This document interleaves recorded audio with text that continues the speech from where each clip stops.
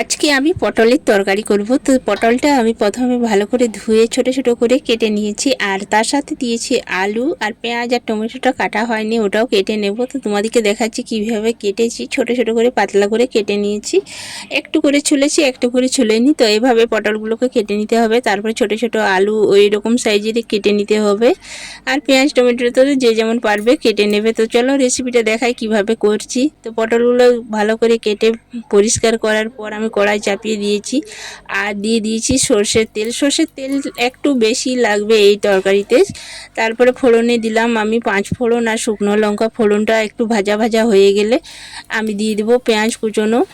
তো এটাতে একটু আমাদের মানে তেলটা বেশি লাগছে, তো তেলটা বেশি দিলেই খেতে ভালো লাগবে, নয়তো লাগবে না।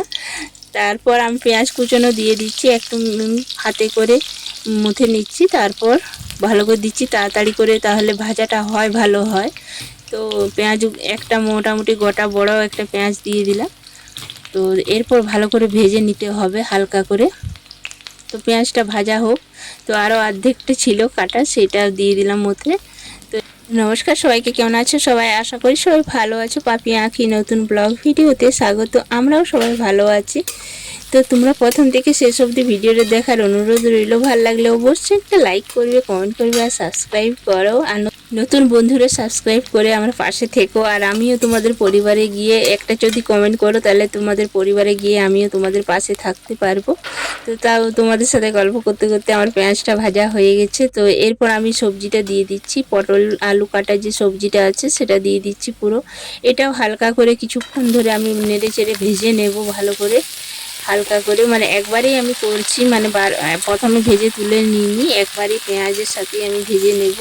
এবার কিছুক্ষণ ভাজা ভাজা হোক, ঢাকা দিয়ে দিয়ে আমি ভেজে নেব, তাহলে সেদ্ধও হবে ভাজাও হবে। এখন কিন্তু নুন দেবো না, নুন দিলে জল বেরিয়ে যাবে, তাহলে পটলগুলো কিন্তু ভাজা হয় না, দেখবে।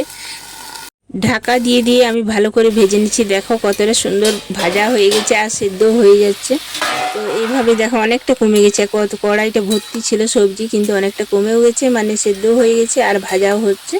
তো এরকম ঢাকা দিয়ে দিয়ে করলে তাড়াতাড়ি রান্নাটাও হবে আর গ্যাসটাও বাঁচবে, সেই জন্য।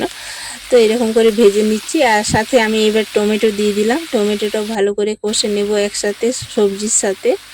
এরপর আমি কাঁচা পাকা মানে কাঁচা লঙ্কা আমি দিয়ে দিচ্ছি। দেখো দেখতে কতটা সুন্দর লাগছে, পাকা পাকা মানে কাঁচা পাকা লঙ্কা। তারপরে আদা রসুন বাটাটা দিয়ে দিলাম একসাথে, খুন্তি করে নিয়ে রেখেছিলাম, তারপরে একসাথে দিয়ে ভালো করে কষে নিচ্ছি। এবার কিছুক্ষণ ধরে কষে নেব, যতক্ষণ না কাঁচা গন্ধটা যাবে আদা রসুনের, ততক্ষণ পর্যন্ত কষতে হবে।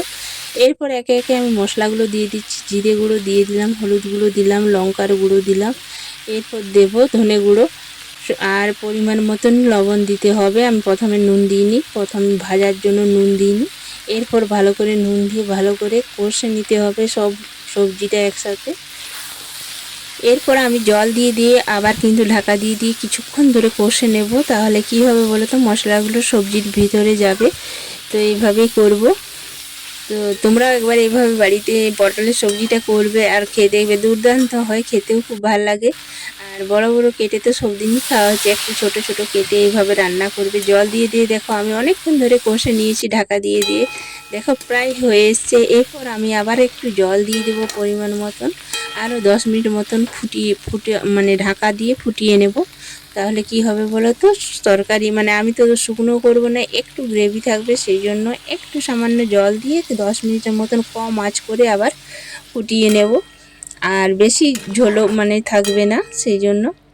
তো এইটুকু জল দিয়েছি, দেখো এইটার কম আঁচ করে আমি ঢাকা দিয়ে 10 মিনিটের মতন রেখে দেবো কম আঁচ করে। তো এরপর তোমাদেরকে ঢাকা খুলে দেখাচ্ছি কতটা লোভনীয় হয়েছে। এই দেখো পটলের তরকারিটা আমার হয়ে গেছে। এটা কিন্তু ভাত রুটি দুটোর সাথেই খাওয়া যেতে মানে যাবে। তো খেতে দুর্দান্ত লাগে, তোমরা একবার বাড়িতে এইভাবে বানাবে। তো আমি একটা বাটিতে ঢেলে নিচ্ছি, এই দেখো কতটা লোভনীয় হয়েছে, গরম আছে সেই জন্য আমি আস্তে আস্তে করে ঢেলে নিচ্ছি একটা বাটিতে। তো বাটিতে ঢালার পর তোমাদেরকে দেখাচ্ছি দেখো কতটা লোভনীয় হয়েছে, আর এই রকম নরম নরম থাকবে, খেতেও দুর্দান্ত লাগবে।